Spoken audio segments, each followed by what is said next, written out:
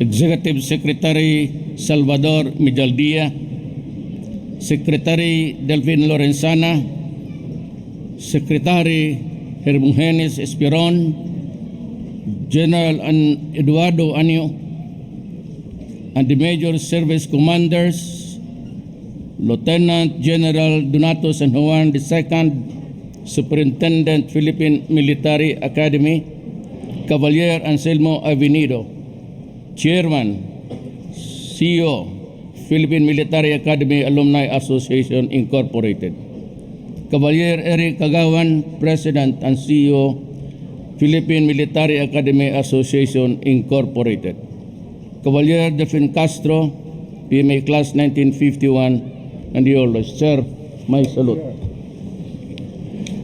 Cavalier Carl Angelo Torres, PMA Class 2016, it's the youngest.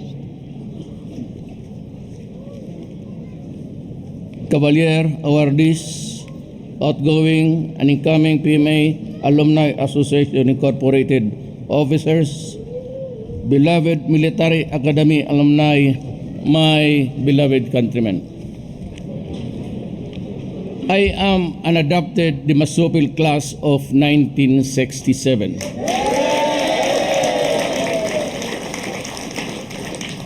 That is already honor enough.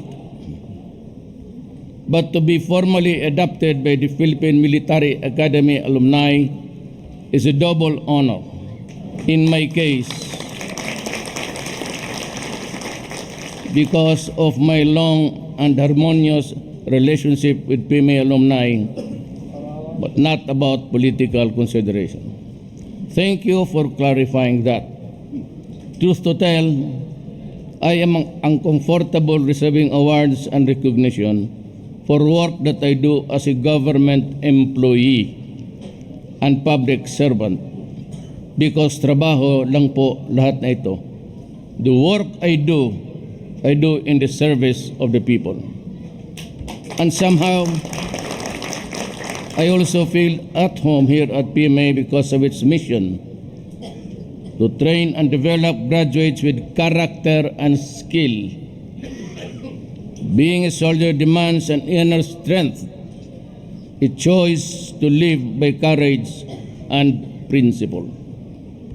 Because my own life has been molded by that principle of love of country, compassion for the poor and needy, and pride in being a Filipino. Today, these threats face the nation. First is illegal drugs.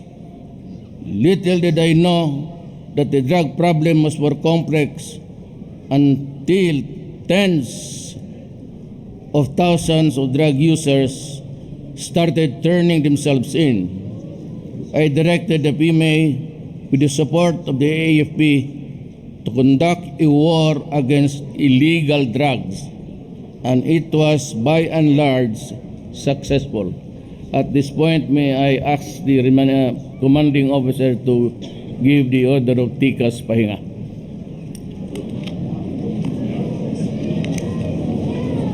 Tikas!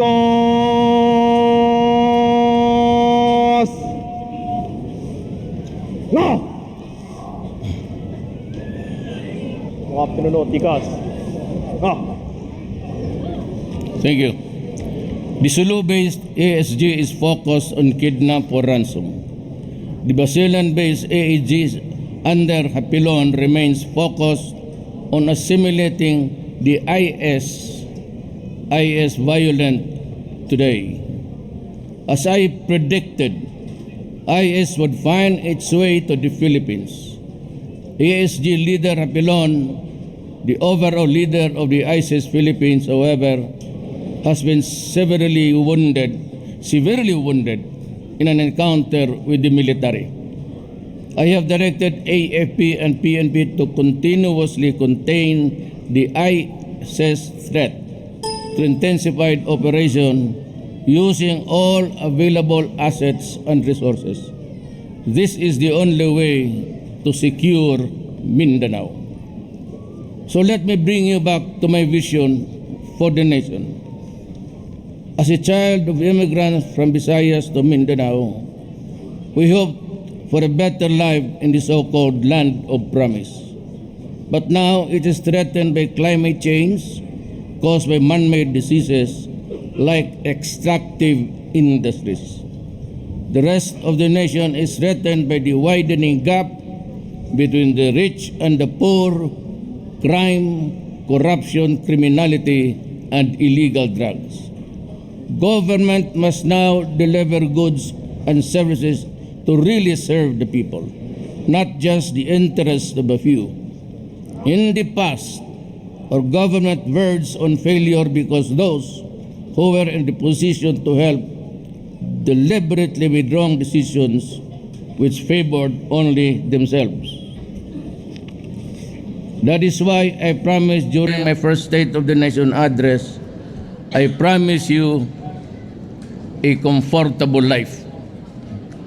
My administration is working to ensure that basic human services are available to all: food and health needs, water and sanitation, shelter, public safety, education, and economic opportunities. But we will always uphold the sanctity of the common good as the highest good, and always for the benefit of the next generation. When I was mayor of Davao, people asked me why I kept on harping peace and order. And I answered, if there is peace and order, businesses and everything else will follow. And it did.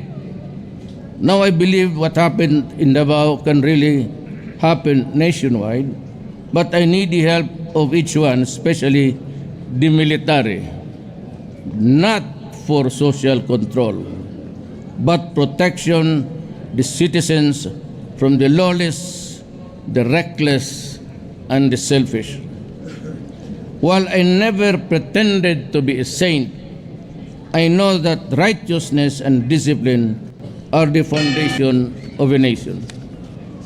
That is why what I desire for the Philippines is a prosperous society that includes everyone, a peaceful, law-abiding citizenry, and people of different beliefs who choose to get along with one another. That is why I appreciate the PMA. You have the template of discipline and civility.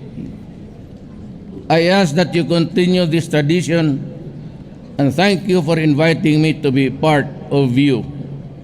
Let us together build a nation worthy of the Filipinos, Filipinos worthy of their nation, Pilipinong